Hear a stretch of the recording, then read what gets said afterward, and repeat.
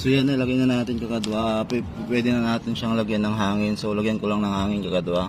So bali yung mga kadwa, nilagay na natin yung kalahati ng tersirat na to. Tapos nalagyan na rin natin ng hangin yung ating gulong. So para masigurado po natin na yung tersirat natin ay kumalat dito sa buong gulong natin. So ikutin lang po natin to kakadwa.